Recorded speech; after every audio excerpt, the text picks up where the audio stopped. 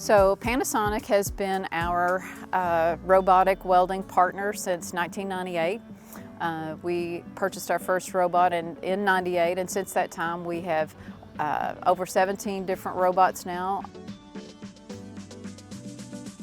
So more recently we have adopted the superactive torch technology on all of the Panasonic robots that we've purchased.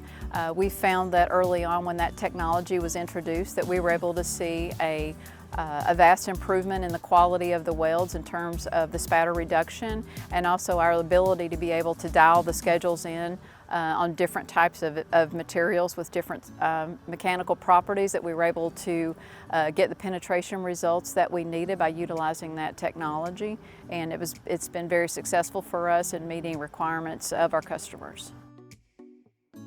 I'm responsible for all weld development and new product development, and all robot maintenance and PMs, and I manage the setup and robotic welding team.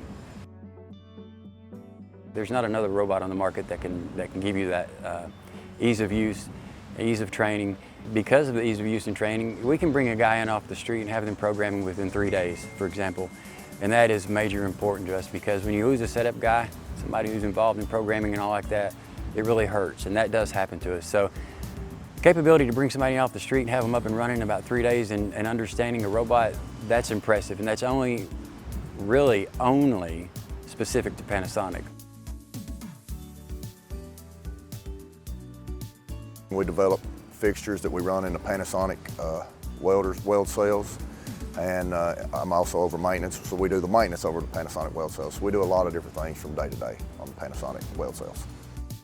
And also, one of the greatest things I think with Panasonic is just the support that we get from you guys as far as that goes. And then, you know, our sales team and everything that comes in and visits us monthly, sometimes weekly if need be. You know, we've always, anytime we've had a call, they've been right there to support us. So we did a 30-day trial of the IWMB software.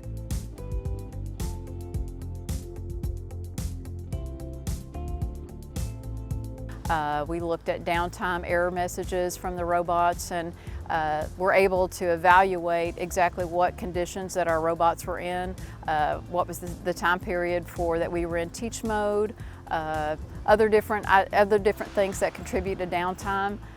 We were very excited to see the dashboard integration on that software, which basically gives you a quick look at what your productivity is.